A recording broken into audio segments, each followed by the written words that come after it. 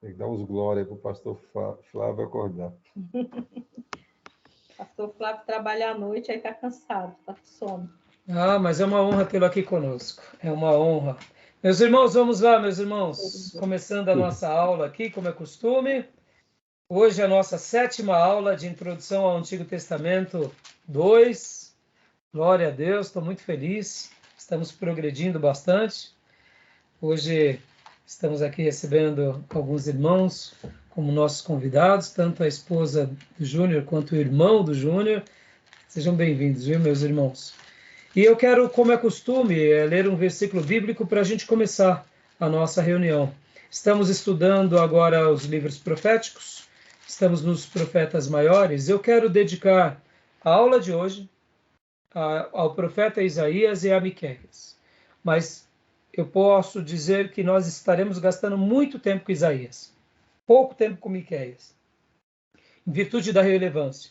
Semana que vem eu vou também falar sobre Jeremias e também falarei sobre Ezequiel. E, naturalmente, quero tentar colocar Naum e Sofonias também, mas, assim, de uma forma geral, eu vou estar tentando dar uma prioridade para esses profetas que são os maiores. Então, a gente está na 7ª aula, então temos até a 10ª aula, ou seja, eu vou ter que correr bastante aqui com vocês, tá bom? Vamos lá, quero ler um versículo com vocês que está em Isaías capítulo 1. Isaías capítulo 1.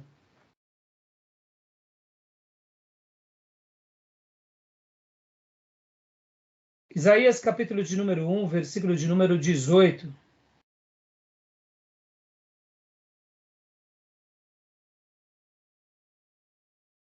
Eu quero ler esse versículo porque hoje nós vamos trabalhar em cima desse material, e esse material é maravilhoso, ele é muito relevante.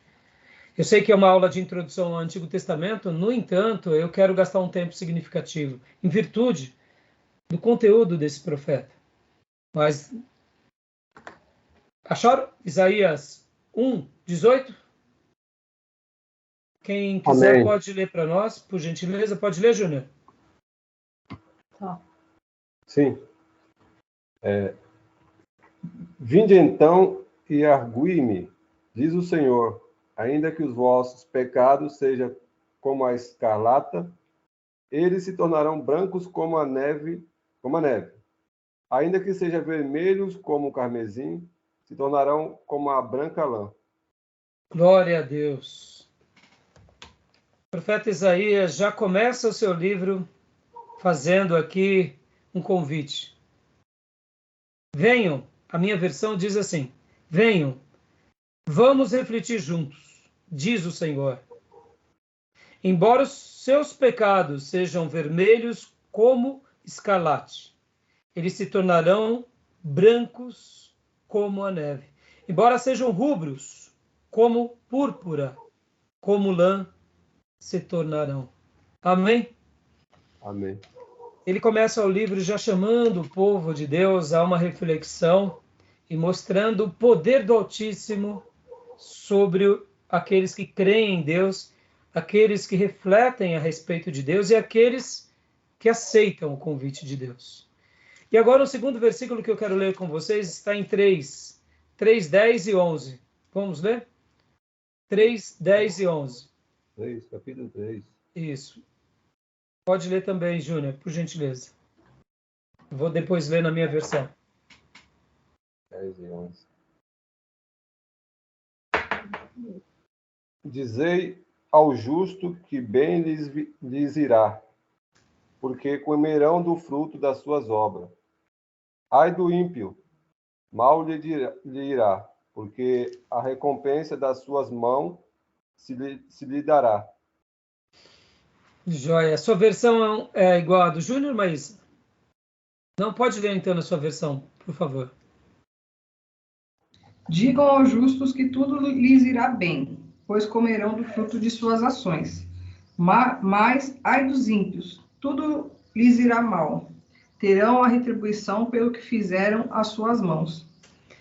Deus seja louvado pela vida do profeta Isaías. Olha que lindo as palavras de Isaías. Primeiro ele fala: venham, vamos refletir juntos. venham, vamos buscar a Deus juntos. Embora os nossos pecados sejam vermelhos, sejam rubros, como a púrpura ou como o carmesim, eles se tornarão brancos como a neve ou como a lã. E agora ele diz, diga ao justo, tudo lhes irá bem. Porque vão comer do fruto das suas ações. Por outro lado, os ímpios, tudo vai mal. Porque haverá uma retribuição sobre aquilo que as mãos deles fizeram. É interessante que o profeta Isaías, nós vamos estar aprendendo aqui hoje, é um profeta chamado profeta da corte, profeta real, profeta dos palácios. Mas a palavra dele era igual à palavra dos demais profetas. Ele não tinha uma palavra de um falso profeta por estar na corte. Antes, ele era um profeta fiel mesmo na corte. Eu louvo a Deus pela postura de Isaías, porque ele mesmo mostra o lado em que ele se encontrava, a gente vai trabalhar no capítulo 6, mas ao mesmo tempo ele tinha uma palavra verdadeira ao justo, ao injusto, ao que crê, ao que não crê, e dava o caminho, que é o caminho de Deus para aquele que realmente precisa, aquele que está no pecado. Eu quero acreditar que Deus pode levantar entre nós profetas em cortes, profetas no meio de administração pública, profetas nas empresas, profetas nas escolas, profetas nos bairros, profetas nas igrejas. Mas o que mais me fascina numa vida de um profeta é porque o profeta ele tem uma mensagem da parte de Deus que alegra o coração de Deus em primeiro lugar. Diferente do falso profeta. O falso profeta agrada aos homens. Os falsos profetas falam coisas que agradam às pessoas. Os falsos profetas inflamam as pessoas. E não é à toa que a gente vive uma síndrome, que é a síndrome de igrejas cheias de pessoas vazias. Não quero dizer que toda igreja que seja grande seja de falso profeta, não é isso. Existem igrejas gigantes, igrejas imensas, com homens de Deus e profetas de Deus. Mas, infelizmente, a quantidade de falsos profetas também tem aumentado muito. E é fácil de conhecer um falso profeta, porque o falso profeta está dizendo ao justo e ao ímpio, tudo vai bem com todos. Mas o verdadeiro profeta diz, dizei somente ao justo que tudo lhes irá bem. Amém? Porque é assim que um verdadeiro profeta age em detrimento de um falso. O falso diz coisas que agradam todos, até aqueles que estão no erro. E eu deixo essa breve reflexão aqui para vocês e vamos começar o nosso trabalho. Tá bom, meus irmãos? Ok. Amém? Amém. Glória a Deus. Vamos lá. Então, hoje nós vamos estar trabalhando, meus irmãos, em alguns materiais. E eu vou hoje passear bastante aqui com vocês sobre os livros textos. E eu quero replicar aqui para vocês tanto o livro do Ellison, como o livro também do Rio e do Alton. A gente vai estar fazendo um passeio nesses livros, até porque logo na sequência também eu quero estar passando para vocês um material também que eu tive aprendendo com o pastor Robson Couto. Não conhecia muito bem, peguei um pouco, apenas algumas ideias dele, mas gostei bastante de um trabalho e de uma palestra, né? E depois eu vou estar passando, possivelmente eu vou estar passando para vocês como material extra, mas depois eu falo no privado de vocês, nos nossos grupos. E agora eu quero abrir com vocês aqui em 2 livros e depois nós vamos para os slides. Então hoje eu quero fazer esse passeio aqui com vocês, e quero gastar um tempo bem significativo. Eu tenho notado que alguns livros eu acho que vale a pena a gente gastar um tempo um pouco maior. Como eu disse para vocês, nosso estudo é introdução ao Antigo Testamento, e como introdução não dá para a gente ficar muito tempo. E é uma judiação a gente ter que gastar uma aula em Isaías. Mas a gente vai gastar hoje, eu diria, pelo menos 1h30, quase 2 em Isaías e a outra em Ezequiel. Ou melhor, em Miqueias, tá bom?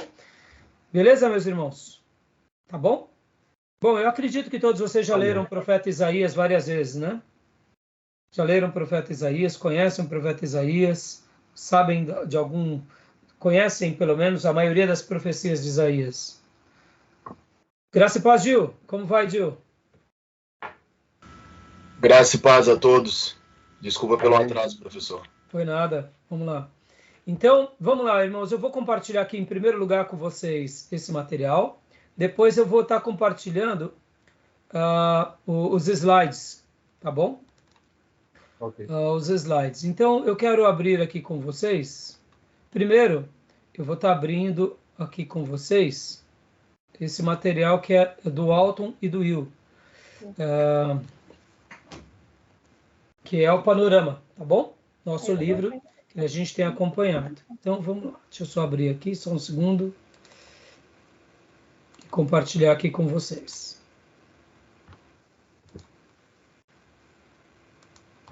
Joia. Então, vamos aqui pegar o material. Eu vou abrir na página que eu separei e vou replicar aqui na tela com vocês para facilitar a leitura de todos, inclusive dos nossos irmãos que nos visitam. Tá joia? Abram ele, os irmãos que têm esse livro, na página 459. 459. Vai fechar aí.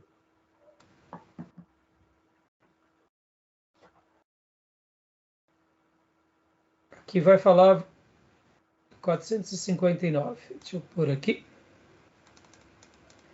Eu achei bem interessante que o nosso irmão Will e o Alton, eles deram uma síntese bem resumida do profeta Isaías. Já o livro do Alisson, ele trabalha um pouco mais, eu gostei inclusive das argumentações do Alisson.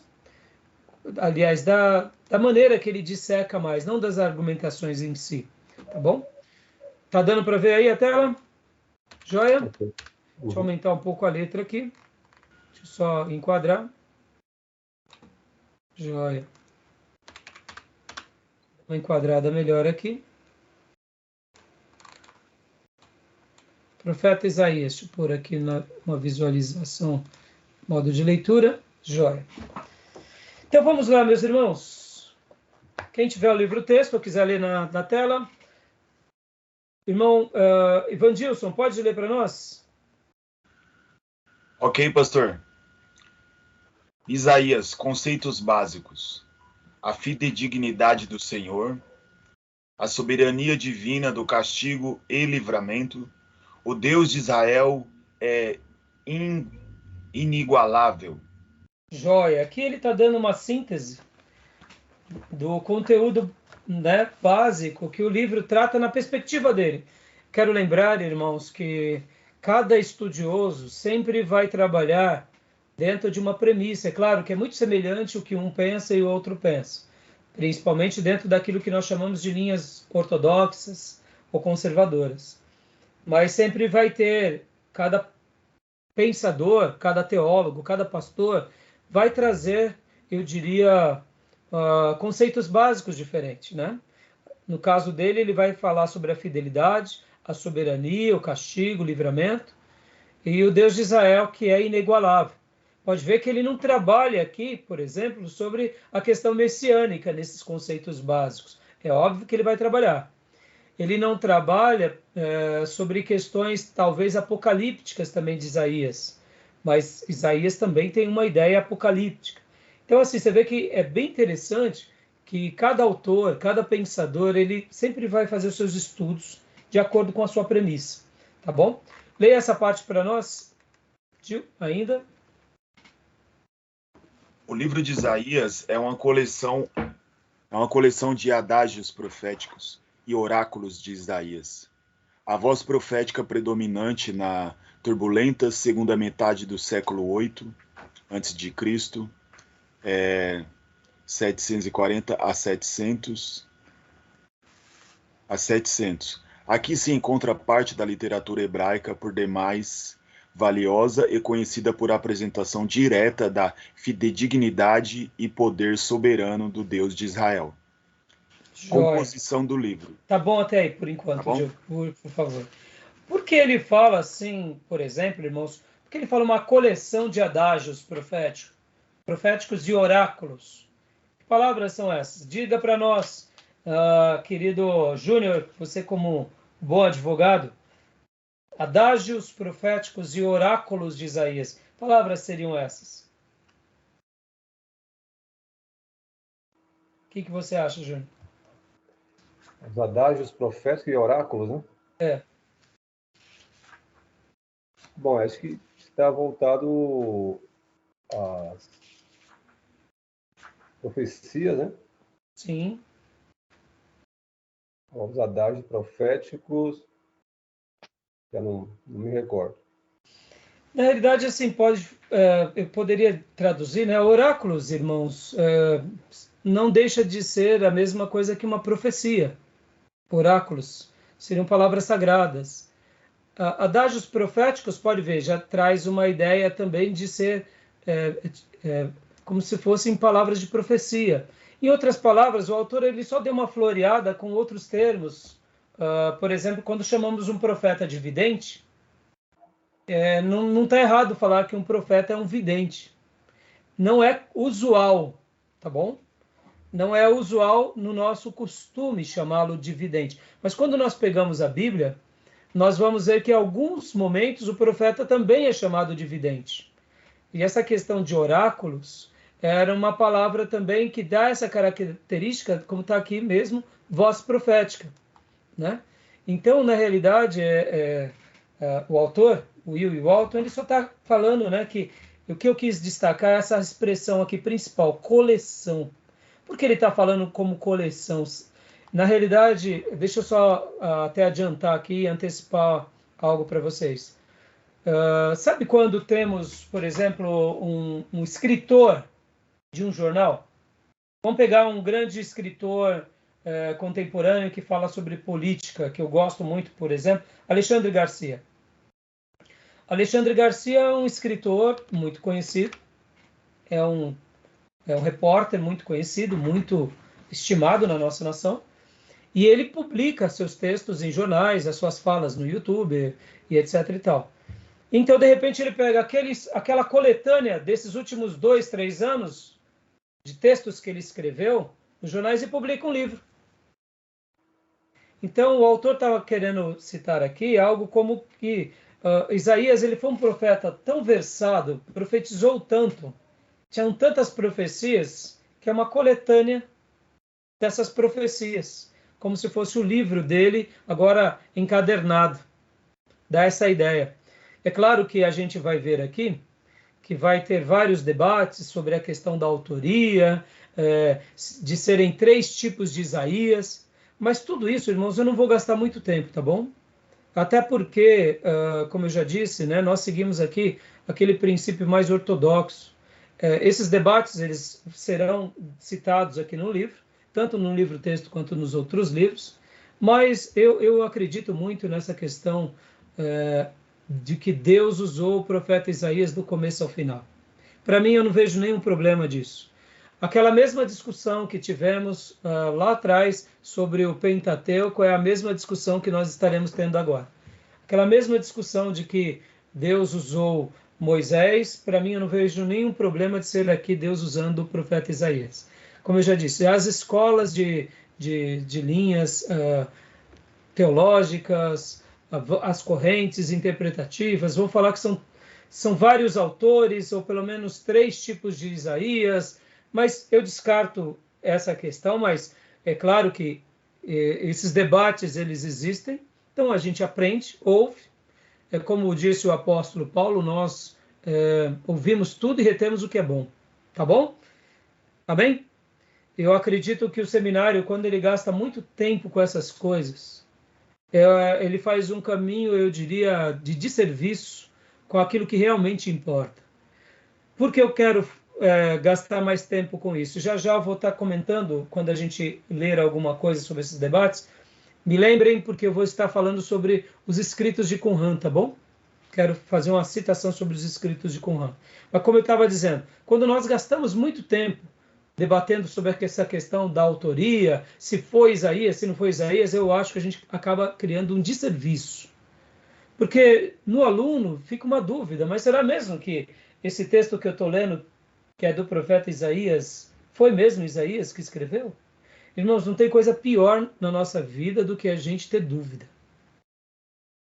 E se há uma dúvida que o diabo gosta de colocar, e aqui eu ouso e falo sem medo de errar, que o diabo coloca no seminarista e em muitos pastores, é a dúvida com relação à Bíblia. E quem são os mensageiros dessas dúvidas? Geralmente, ou é a escola liberal, ou são professores desviados. Aí, meu irmão, ou pastor desviado. Aí, meu irmão, aí eu acho que eles estão fazendo um trabalho para o próprio Satanás, na minha opinião. Me desculpem, tá bom?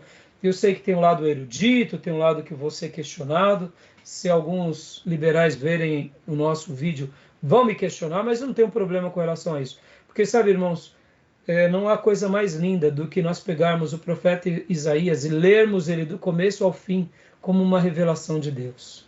Acreditando em cada palavra como uma palavra de Deus. Acreditando que ele foi usado de forma especial. Por isso que eu quero gastar um tempo maior hoje no profeta Isaías. Para quê? Para quebrar esses tabus, destacar o que realmente importa para nós, que é a palavra. Destacar o que realmente importa, que foi essa instrumentalidade nele. Porque, como eu disse para vocês, irmãos, ter dúvida de que ele escreveu leva-nos a uma outra dúvida. Então, quem foi que escreveu? Ora, se alguém escreveu em nome de Isaías, então por que eu vou acreditar? Perceba que quando eu abro uma dúvida, eu vou abrindo várias outras dúvidas. E eu quero acreditar que nós, como teólogos, temos que ser afirmados na certeza, não na dúvida. Na certeza. Na certeza de que Deus fala, na certeza de que Deus usa profetas, na certeza que esses profetas foram determinantes. E por que hoje eu quero fazer uma defesa especial aqui, um trabalho especial em Isaías? Porque dentro dos conceitos básicos que a gente acabou de ver aqui, a gente acabou de ver os conceitos básicos, para mim eu colocaria aqui pelo menos mais um ou dois conceitos básicos, que seria sobre o governo do Messias e o Messias, como revelação aqui no profeta Isaías. Então, esse é um outro conceito que eu acho que, além da fidelidade, da soberania, do castigo, de Deus ser, o Deus de Israel ser inigualável, eu colocaria o governo do Messias e as profecias sobre esse Messias, que venceria todas as coisas. Como eu disse para vocês, não tem coisa pior na nossa vida do que ter dúvida. Vocês lembram do episódio que está lá nos livros de Reis, em que Israel passava uma fome muito grande, se vendia por um preço muito caro uma cabeça de animal, e o rei de Israel estava desesperado, Israel tinha sido sitiado, e eles já estavam com fome. Chegou até o rei de Israel uma mulher que apresentou um caso horroroso de canibalismo, e não só de canibalismo, mas de traição, porque fizeram o acordo, duas mulheres, de uma comer o filho de uma num dia e outra comer o filho da outra no outro dia, ou seja, coisas horrorosas. E lembra que o que Deus disse usando o profeta?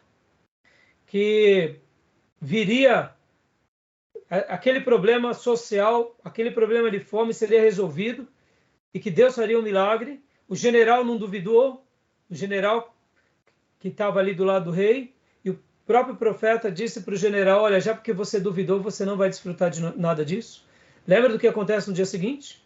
Aqueles leprosos vão para o campo, onde os inimigos estavam ali sitiando, veem que aqueles inimigos não estão mais lá, os leprosos pegam a comida, veem que realmente eles saíram dali fugidos, e eles pensam com ele: vamos avisar para o rei. É realmente avisado ao rei, o rei manda para ver se não era nenhuma cilada do inimigo, e veem que esse povo inimigo tinha tinha batido em retirada.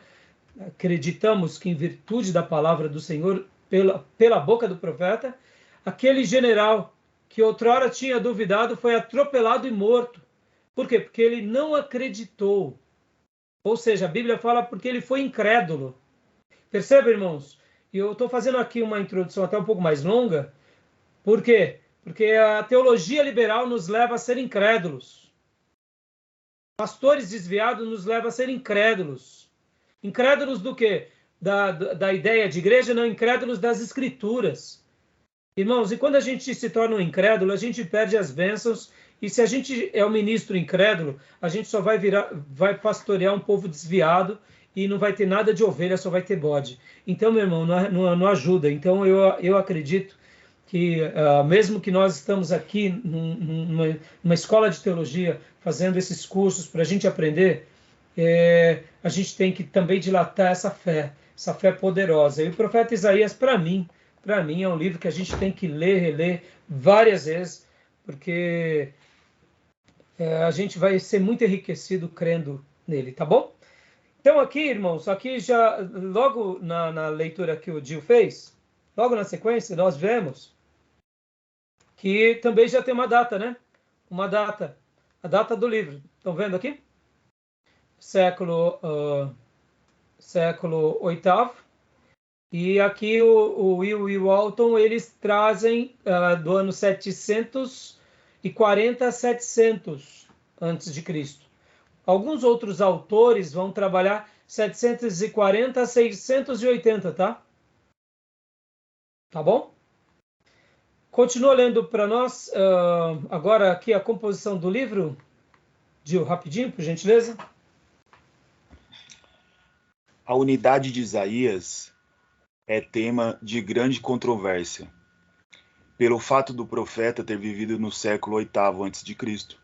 Alguns estudiosos têm dificuldade em aceitar que ele tinha identificado Ciro, o persa, nominalmente.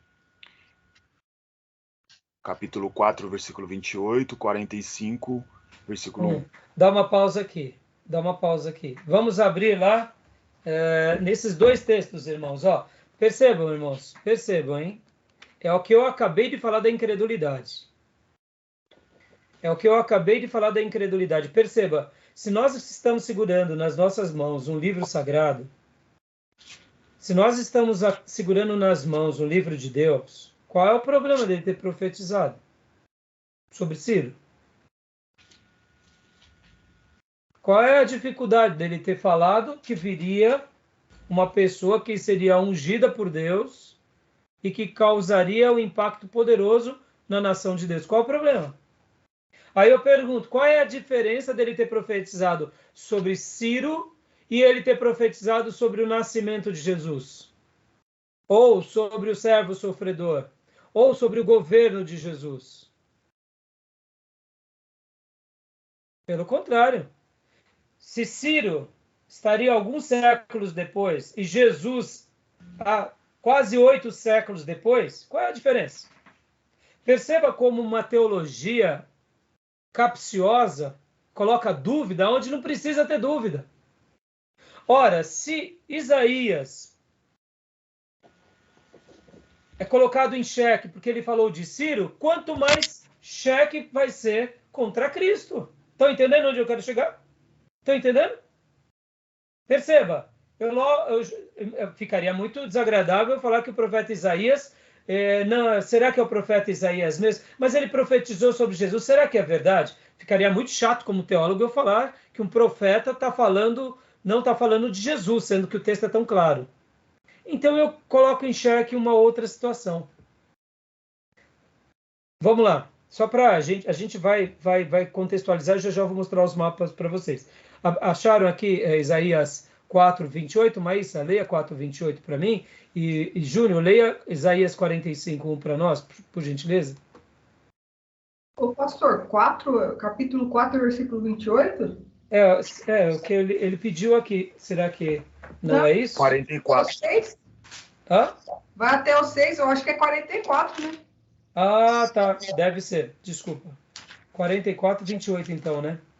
Porque eu falei, ué, cadê? Não. Eu só pedi para abrir e nem abri a minha Bíblia aqui. 44:28. Então, deixa eu ver. Fala sobre isso mesmo. Mas... É isso mesmo. 44:28. Ah, tá ótimo. Tá? Que diz acerca de Ciro: ele é meu pastor e realizará tudo o que me agrada. Ele dirá acerca de Jerusalém: seja reconstruída, e do templo: sejam lançados os seus alicerces. Pode ler agora o 45:1. 45:1. Assim diz o Senhor ao seu ungido, a Ciro, cuja mão direita eu seguro com firmeza, para subjugar as nações diante dele e arrancar a armadura de seus reis, para abrir portas diante dele, de modo que as portas não estejam trancadas. Joia. Irmãos, agora voltando aqui para o slide, ó. Leia para nós novamente, ó, essa frase até aqui. Alguns estudiosos têm dificuldade em aceitar que ele tenha identificado Ciro, o persa, nominalmente. Está no capítulo 44, 28, 45, 1. Pelo fato de Ciro ter entrado em cena apenas 200 anos mais tarde. Então tá aí, deixa eu pegar aqui aquele nosso mapa que nós temos usado com bastante frequência. Olha só que legal. Vamos lá, vamos ver aqui no mapa. Isso é muito legal. Perceba, irmãos, Isaías está aqui literalmente, pegando aqui o nosso mapa do André, que nós temos usado em sala. Aqui, o profeta Isaías. Ele está literalmente aqui, do lado de Miqueias. Começa no ano 750, vem até, como eu disse, 680 ou 700. Ciro está aqui. Olha só que interessante. O edito de Ciro promove a restauração de Judá, 538 a.C. Olha que interessante isso, irmãos. Ele vai falar, por volta aqui, 538, vamos pegar literalmente 300 anos, ou melhor, 200 anos. 200 anos de diferença. Qual é a dificuldade dele ter falado para uma época 200 anos no futuro? Nenhum. Algo bem semelhante vai acontecer com o profeta Daniel. Olha só que interessante. O profeta Daniel está aqui por volta do ano 600. Ele nasce por volta do ano 600. Ele é deportado para a Babilônia. E o que acontece? O que acontece com Daniel? Daniel, quando ele tem aquela visão da estátua e interpreta a visão da estátua de Nabucodonosor, ele profetiza tanto a Babilônia, ele profetiza ao Império Medo-Persa, ao Império Grego e ao Império Romano. Ou seja, ele fala sobre 4 grandes impérios e ainda fala sobre o governo de Deus. Os estudiosos vão colocar dúvida em Daniel. Porque Daniel, como pode Daniel ter profetizado para 4 impérios? Como se Deus não tivesse esse domínio, esse controle. Percebam que essas dúvidas são dúvidas de pessoas que não têm fé nas Escrituras. Ora, qual é o problema de Daniel ter falado isso? Qual é o problema de Daniel ter profetizado e visto aquela grande estátua e aquelas divisões serem reinos? Nenhum problema. Ele mesmo foi fruto de 2 impérios. Mas entendam que essas dúvidas, elas são colocadas, geralmente, como eu digo, por teólogos liberais, dentro dos seminários. E esses alunos vão colocando mais dúvidas ainda nos seus corações, e quando vão ver, ao invés de eles se tornarem ministros convictos, na semelhança de Isaías, na semelhança de Daniel, eles se tornam, eu diria, incrédulos na semelhança daquele general que estava ali nos dias de Israel, quando passava fome e que acabou, por causa da incredulidade, morrendo e não desfrutando das bênçãos. Estão entendendo, meus irmãos? Eu tô gastando esse tempo aqui, irmãos, porque, irmãos, durante esses anos, eu vi um fenômeno acontecer entre pensadores cristãos. O que é? Ver crentes literalmente entrarem nos seminários como piedosos e, de repente, eles acabam criando dúvida, intelectualizando a fé, e quando vão ver, sai do seminário intelectual, teólogo, mas desviado. E olha, se alguma coisa eu tenho pavor, é disso. E por isso que aqui eu estou gastando esse tempo com vocês, irmãos, porque o profeta Daniel, só para eu agora aqui dar uma fechada, a gente vai chegar lá, ele profetiza sobre os sinais dos tempos, meus irmãos. Ele não profetizou só sobre os 4 impérios. Ele profetizou sobre os 4 impérios, ele profetizou sobre os sinais dos tempos. Ou seja, já está durando mais de 2000 anos. Em tese, a profecia dele, parte dela já aconteceu, mas a outra ainda faz 2000 anos que não aconteceu, e vai acontecer, porque ele foi boca de Deus na Babilônia. E qual era a postura de Daniel em Babilônia?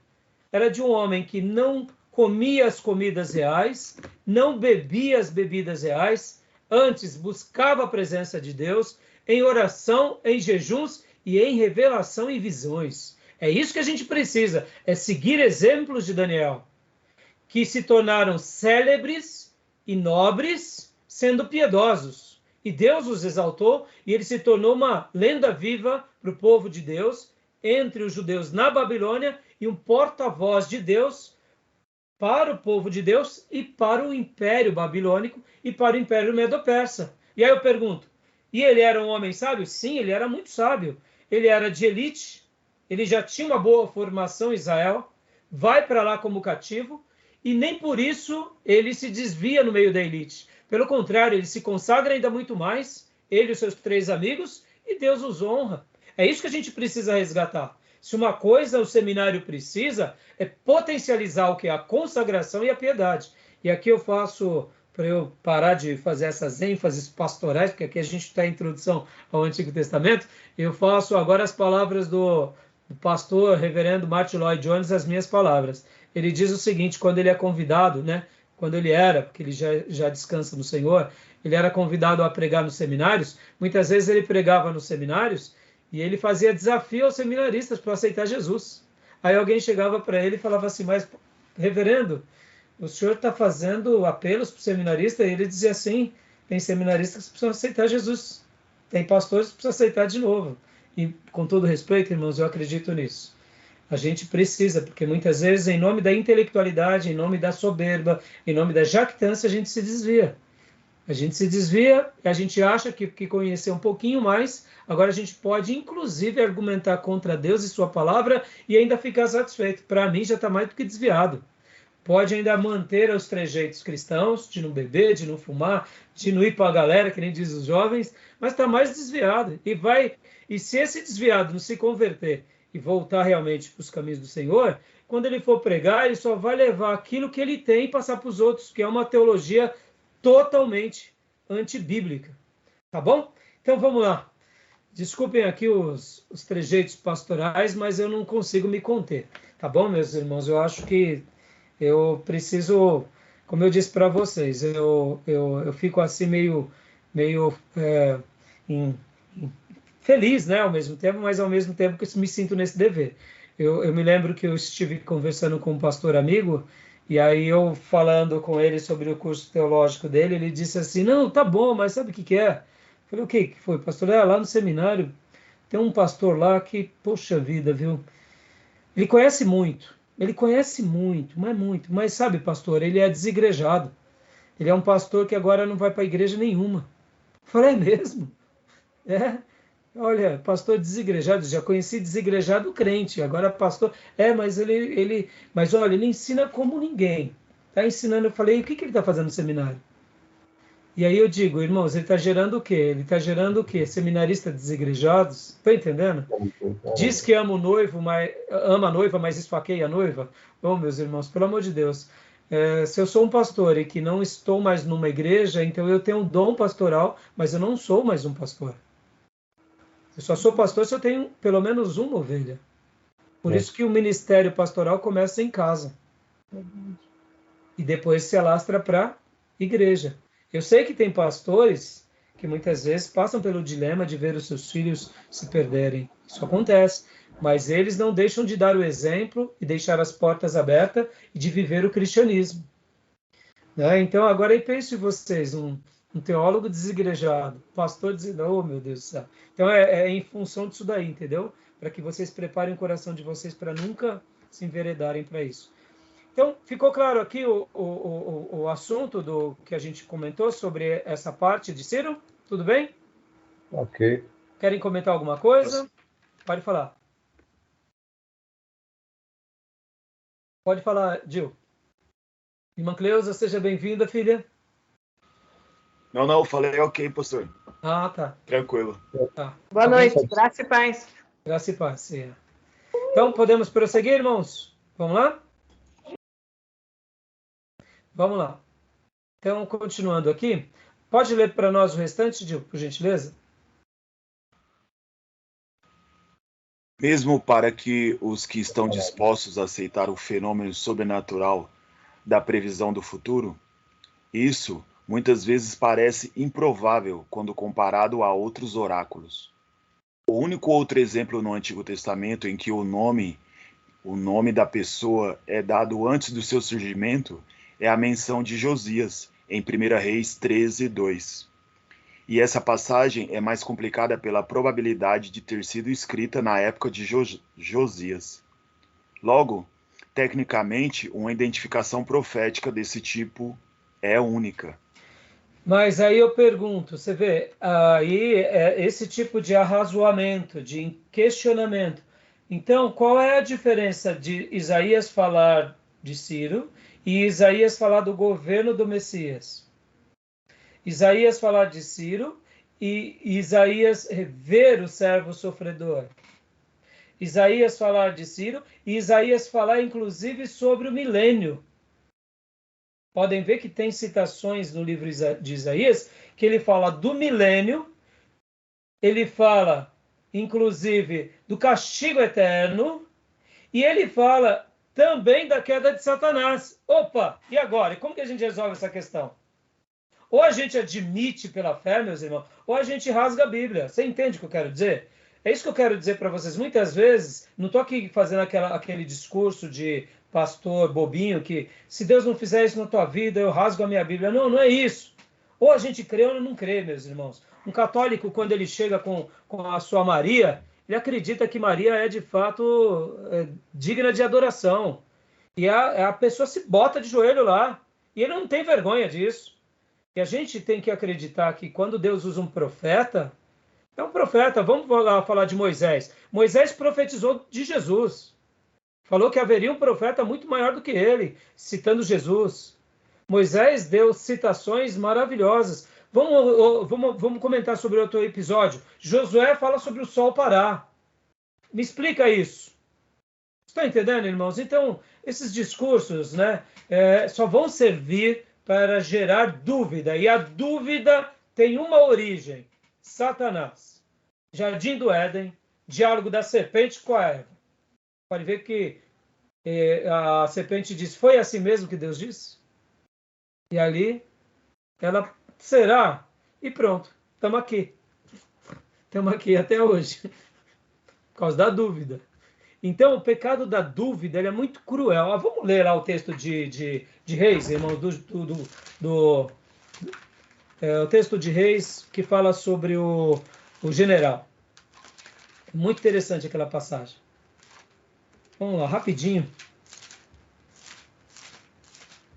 Segundo livro de Reis. Quer ver?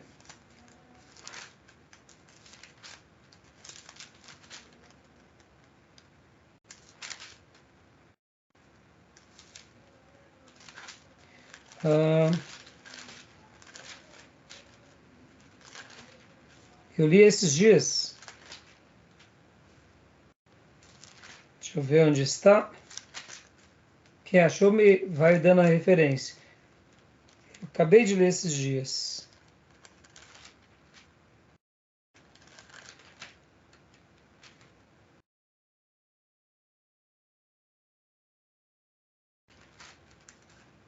Segundo Reis.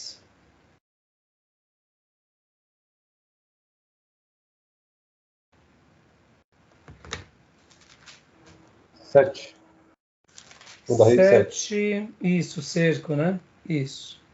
Eu queria ver a palavra que eu deixei grifada numa outra Bíblia minha, que fala sobre a incredulidade. Quando ele diz, quando o profeta fala ao general. Onde está?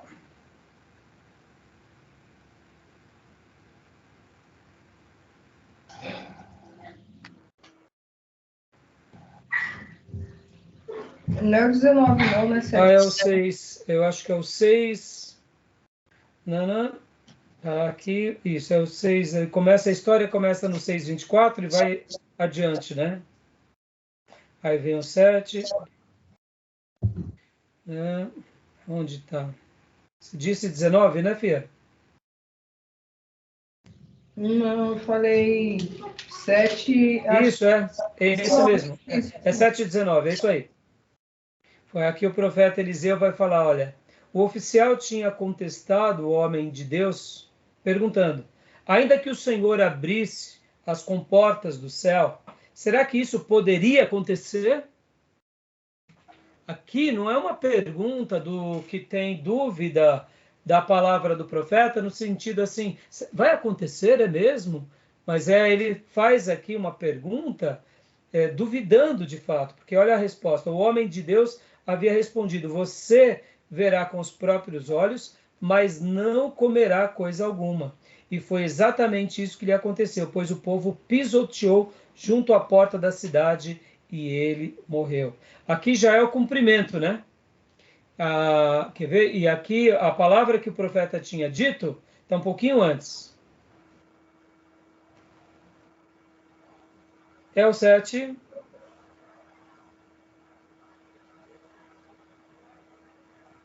Isso, é o 7, 1 até o 2, ó. Eliseu respondeu, ouçam a palavra do Senhor, assim diz o Senhor, amanhã, por volta desta hora, na porta de Samaria, tanto uma medida de farinha como 2 medidas de cevada serão vendidas por uma peça de prata. O oficial, em cujo braço o rei estava apoiado, disse ao homem de Deus, ainda que o Senhor abrisse as comportas do céu, será que isso poderia acontecer? Né? Uma pergunta, mas é uma pergunta regada de dúvida. E aí vem a resposta do profeta ao oficial, algumas versões vão falar ao general. Mas Eliseu advertiu, você o verá com os próprios olhos, mas não comerá coisa alguma. Pastor, qual foi o pecado que ele teve aqui? Da incredulidade. O profeta Eliseu, ele já tinha sido usadíssimo por Deus em muitos episódios nesse reino. E agora, quando ele dá uma palavra como essa, o general teve incredulidade. Irmãos, a gente não pode se permitir a crescer o nosso coração na incredulidade. Há uma diferença muito grande entre incredulidade e pouca fé. Pode ver que nós temos, muitas vezes, pouca fé em várias coisas. Mas a incredulidade é quando a gente diz no nosso coração, Deus não vai fazer. Não tem jeito. E mesmo assim, se a nossa incredulidade não for uma afronta a Deus, eu ainda quero até acreditar que Deus ainda, pela sua misericórdia, Ele tem paciência conosco. Podem ver quantas vezes a gente pode até usar dessa incredulidade sem essa presunção. O problema é quando a nossa incredulidade ela é uma presunção e um ataque a Deus ou à obra de Deus. Tá bom, meus irmãos? Então, tudo bem até aqui, meus irmãos? Beleza? Vamos lá, vamos correndo, porque tem bastante coisa para a gente trabalhar. Eu nem comecei a trabalhar direito aqui no material. Vamos lá, continuando aqui. Então, irmãos, aqui o livro do Alton e do Rio, eles vão trazer aqui várias citações bem interessantes. Quero ler aqui com vocês algumas outras porções, porque não dá para a gente ler tudo, é natural, né? Então, vamos lá. O contexto. Leia para nós, irmão Júnior, aqui a parte do contexto. Quero gastar um minuto aqui lendo sobre o contexto. O contexto de Isaías é a segunda metade do século 8 a.C. Deve-se lembrar que, nesse período, o Império Neo-Assírio assumia seu lugar de primeira potência mundial da história. Não se esqueçam desse detalhe, lembra? Ele está profetizando, como a gente viu, do ano 740 até 700. Então, a Síria agora estava tendo uma revolução. Um pouquinho antes disso, a Síria, no caso, já vinha dando um trabalho imenso para Israel. A Síria, não a Assíria. A Síria. E agora vem, então, essa situação muito difícil. Então, percebam como as coisas vão fechando para Israel. A situação já vai entrando numa nova dimensão. Não esqueçam dessa questão política, econômica. O profeta Amós e o profeta Oséias não viram a queda do cativeiro assírio, principalmente Oséias. Mas aqui, já agora no caso, Isaías, ele vai ver a queda do Reino do Norte. Por quê? Continua lendo para nós, Júnior, por favor. 2 acontecimentos. 2 acontecimentos importantes servem de foco para os capítulos 39, Do 1 ao 39. 1 a 39. A primeira, a invasão a Israel pelo rei assírio, Tiglat-Pileser 3, serve de pano de fundo para os capítulos 7 a 12. Essa foi a reação à ação militar de Damasco, capital de Arã, e do Reino do Norte, Israel, contra o Reino do Sul, Judá. O motivo da agressão, a guerra sírio-efraimita, 735 a 702 a.C. Não é mencionado no texto. Contudo, é evidente que a ação foi considerada uma ameaça real contra a sobrevivência da monarquia davídica. A resposta de Acaz, rei de Judá, foi convocar a Síria para manter a ordem na região. Convite aceito com satisfação por Tiglat-Pileser. Consequentemente, Damasco foi conquistada, seu povo deportado, toda a terra de Arã incorporada ao Império Assírio, 732 a.C. Então, dá uma pausa aqui. Deixa eu dar só uma pausa aqui para vocês. Irmãos, olha que interessante, né? Hoje, enquanto eu estava fazendo minha devocional, eu li uma passagem muito interessante. Queria até gastar um minuto aqui com vocês. Como esse contexto histórico, ele é determinante, muitas vezes. Você vê que a relação histórica, muitas vezes, ela acaba envolvendo diretamente ou indiretamente a vida espiritual do povo. Por isso, eu sei que o nosso tesouro não está aqui, nossa morada não é aqui, nós estamos de passagem. No entanto, olha que interessante. Quer ver um exemplo aqui? Deixa eu pegar para vocês. Aqui. Abram suas Bíblias em 2 Reis 10. Lá em 2 Reis 10, a gente já vai ver uma coisa muito interessante ali, quando Geu assume... Quer ver? Deixa eu achar aqui. Quando esse período da história de Israel, ele é bem interessante. Deixa eu achar aqui.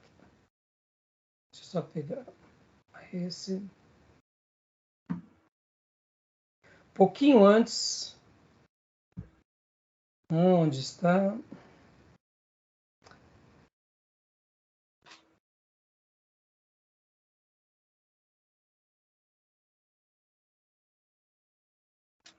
Segunda Reis, oh meu Deus. Eu acabei tirando aqui, eu estou lendo na minha... Onde está? Capítulo 9. É no capítulo 9, irmãos. Olha que interessante. Deixa eu abrir aqui aquele mapa nosso.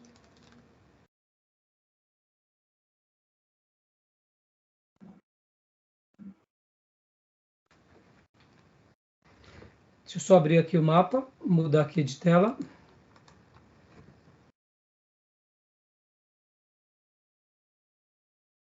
Quero mostrar o mapa para vocês aqui.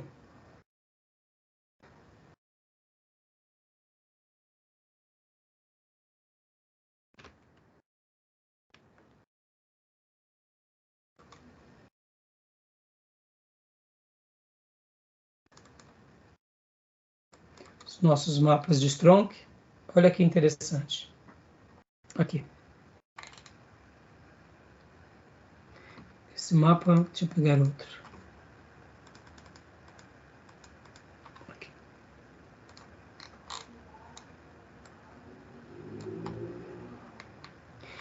Olha que interessante.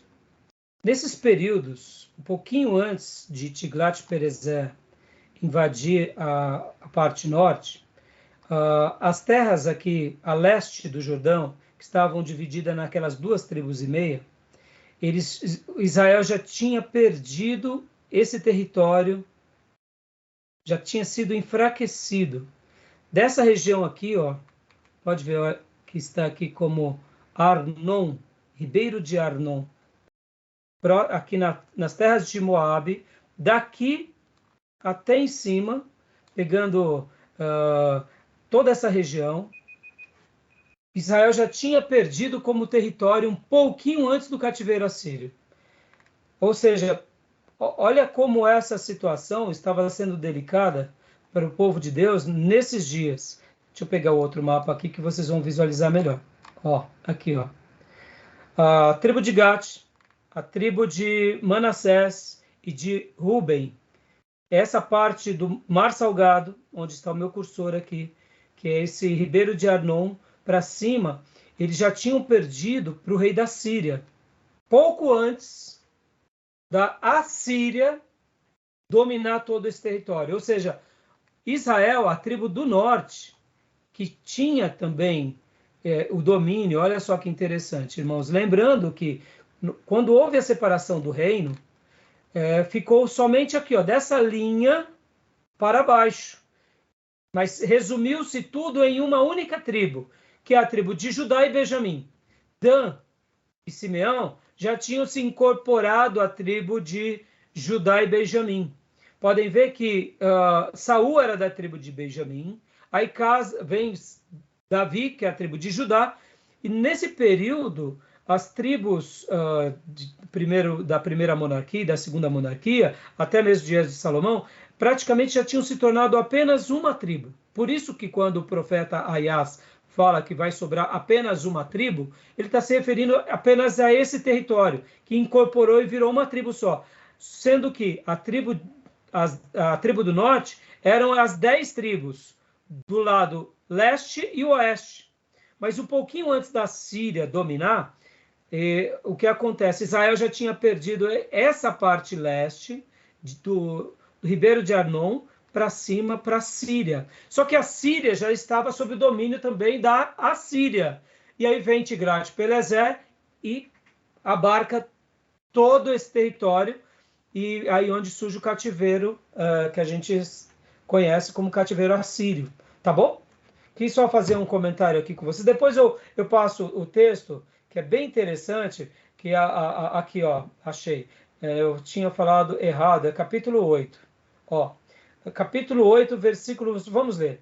Capítulo 8, versículo 27. Pode ler para nós, do 27 ao 29. Olha como a Bíblia faz algumas citações. Quando a gente está conhecendo a história no contexto de Israel, e no contexto histórico, político, geopolítico, e aí a gente faz uma leitura como um texto desse, que eu fiz, se não me engano foi ontem que eu fiz, eu já visualizei o mapa todo. Alguém achou esse texto que eu falei? Segundo livro de Reis, 8, 27. Aqui está falando sobre a maneira em que Deus já estava tratando Israel. Alguém pode ler para nós? 7. E andou no caminho da casa de Acabe e fez mal aos olhos do Senhor, como a casa de Acabe, porque era genro da casa de Acabe. E foi com Jorão, filho de Acabe, a Ramote de Gileade, a peleja contra Azael, rei da Síria. E os sírios feriram a Jorão. Então voltou o rei Jorão para se curar em Jezreel das feridas que os sírios lhe fizeram em Ramá, quando pelejou contra Azael, rei da Síria. Desceu Acasias, filho de Jeorão, rei de Judá, para ver a Jorão, filho de Acabe, em Jezreel, porquanto estava doente. Então, aqui. E aqui o texto, na realidade, vai falar mais... Onde está, meu pai? Não era esse texto não, meus irmãos. Eu já vou achar o texto e vou passar para vocês. Mas aqui já estava mostrando a dificuldade que eles já estavam vivendo contra os sírios, né? Pode ver que aqui eles tentam pelejar contra a Síria, não a Síria. E aqui já começa a ter passar maus bocados. Tá bom? Deixa eu só dar uma pausa aqui na nossa gravação, meus irmãos, que já está dando o nosso período, mas eu quero achar esse texto aqui para ler para vocês. Hã? Não é o capítulo 22 de 1 Reis? Não. Eu li agora. Eu queria ver o texto que fala aqui de, como eu disse para vocês, irmãos, aqui, ó. Quer ver? Arnon. Deixa eu achar Arnon, que vai ser até mais fácil. Quer ver? Rapidinho, então. Arnon.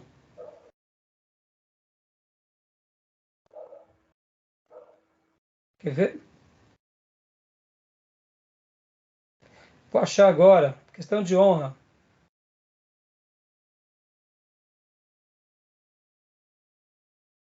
Aqui. É o 10:33, Júnior. Nós lemos qual agora? Ainda agora? Nós tínhamos lido 9, né?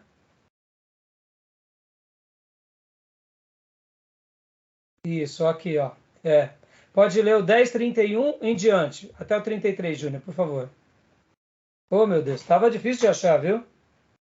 Mas Jeú não teve cuidado de andar com todo o seu coração na lei do Senhor, Deus de Israel, nem se apartou dos pecados de Jeroboão, que fez pecar Israel. Dá uma pausa aí. Pode ver que Gel, né, no caso, ele foi ungido, fez uma limpa na casa de Acabe, mas ele não se consagrou como Deus queria.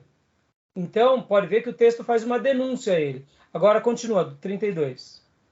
Naquele dia começou o Senhor a diminuir os termos de Israel, porque Azael os feriu em todas as fronteiras de Israel, desde o Jordão para o nascente do sol, a toda a terra de Gileade, os Gaditas e os Rubenitas e os Manasitas, desde Aroé,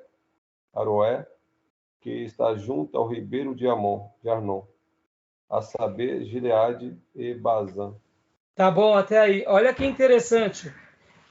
Gel era o rei da tribo do norte. Mas por que ele não andou nos caminhos de Deus como era para ele continuar andando? Deus está dizendo que Israel ficou fraco e perdeu essa parte totalmente aqui, ó, a leste do Jordão, desde aqui, ó, o Arnon, até aqui Manassés. Interessante, né? Quando nós lemos o texto bíblico, irmãos, a gente não nota. Mas quando a gente pega aqui agora, vamos lá para o mapa, só para a gente acabar aqui, ó, Gel, o rei Jeú, né, no caso. Ó, ele está aqui dos dias de Eliseu. Que ano que é? 825. Já começam a perder a força. Estão entendendo, irmãos? Já vão perdendo muito a sua força, já vão perdendo muito a sua influência política, e aí vem Isaías. Quando Isaías vem, praticamente algumas décadas depois, e começa a profetizar, ele vai ver o que é a queda de Samaria. Tá bom?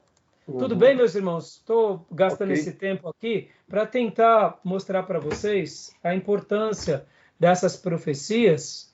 E podem ver, irmãos, sempre tudo se resume na única coisa, que é o quê? O pecado. Pecado. Simples assim. Começou a se inclinar para o pecado, e a Bíblia vai fazer uma denúncia que Gel, ele foi aquele que limpou a casa de Acabe, como era a profecia de Elias. No entanto, ele se manteve nos pecados de Jeroboão, adorando ainda os bezerros de Dan e de Betel, ou seja, deu um tiro no pé. Foi um ungido que se satisfez com pouco e não deu um passo além. Tá bom? Foi então, ele que matou Jezabel, né, pastor? Oi, não entendi. Foi o Jeú que eliminou Jezabel também. Exatamente, é o mesmo. Você vê, ele elimina Jezabel, para concluir essa gravação, ele elimina Jezabel, ele elimina todos os profetas de Baal. Foi um grande feito. Ele até o texto vai falar que ele faz uma reunião de forma astuta. Ele chama todos os sacerdotes de Baal, fala para ele que vai ter um grande sacrifício, pede para que os seus soldados fiquem ao redor e ali sacrifica todos eles. O templo de Baal vira latrina. A Bíblia fala que o templo de Baal, depois, alguma região, vai virar latrina. Tamanha foi a postura, só que ele também continuou no pecado de Jeroboão. Ou seja, faltou tão pouco.